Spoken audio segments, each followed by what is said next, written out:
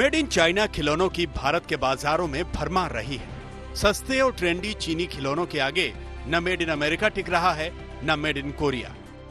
Made in India को भी चीनी खिलौनों के बीच में ढूंढना पड़ता रहा है। लेकिन बीते 4 महीनों में कोरोना और भारत चीन की तनातनी की वजह से इस स्थिति को बदलने का प्रयास शुरू हो गया है। उत्तर प्रदेश में ग्रेटर नोएडा को आगरा से जोड़ने वाले Yamuna expressway per toy park की योजना को अमली जामा पहनाना शुरू हो गया है। Yamuna expressway industrial development authority sector 33 में 100 एकड़ में टॉय पार्क बनाने जा रही है। ये टॉय पार्क 1000 करोड़ रुपयों का होगा। 70 खिलौना निर्माताओं ने यमुना अथॉरिटी के इस प्रोजेक्ट को हाथों हाथ लिया है। उन्होंने अलग अलग एरिया के प्लॉट्स के आवंटन का आवेदन किया है।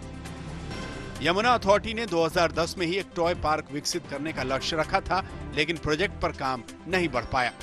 लेकिन अब जबकि चीन के साथ नई परिस्थिति बनी है, तो दिल्ली से सटे Yamuna expressway per toy park की योजना आगे बढ़ती दिख रही है। सेक्टर 33 में तकरीबन 100 एकड़ जमीन इसके लिए चिन्हित की गई है, जिसमें 50 एकड़ जमीन जो टॉय वालों की एसोसिएशन है पूरे देश की, उसे दी जाएगी और उसके बाद 50% जमीन को अन्य ओपन लोगों के लिए आरक्षित रखा जाएगा, जिससे कि अन्य लोग भी खिलौना उद्योग वहां लगा सकें। वैश्विक खिलौना बाजार में भारत की पहुंच सिर्फ 0.5% है।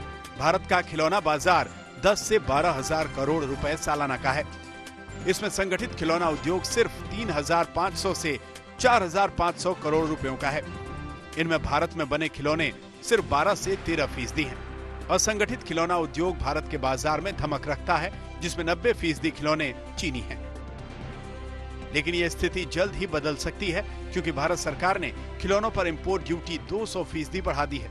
इसके साथ ही सितंबर से गुणवत्ता मानकों के नए नियम लागू होने जा रहे हैं। भारतीय खिलौना निर्माताओं के पास इससे चीनी खिलौनों का मुकाबला करने की क्षमता आ सकती है। चीन भारत में खिलौनों का कच्चा माल और यहां तक कि खिलौनों को बनाने वाले उपकरणों को भी सस्ते में बेचता रहा है।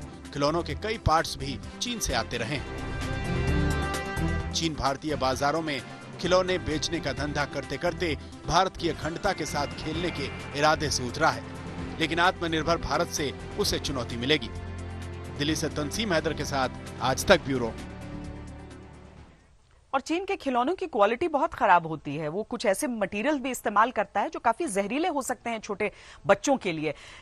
फिर भी जिस तरह से उसने अपने खिलौनों से दुनिया के बाजार को खिलौना बना दिया है, उसके आंकड़े भी हम आपको दिखाते हैं, क्योंकि उनके जरिए समझ में आएगा कि चीन किस तरीके से यहां पर अगर उसे आर्थिक चोट पहुंचाई जाए तो क्या हो सकता है। 2019 में दुनिया में चीन का खिलौना बाजार 1,12,000 करोड़ रुपए की कीमत का था।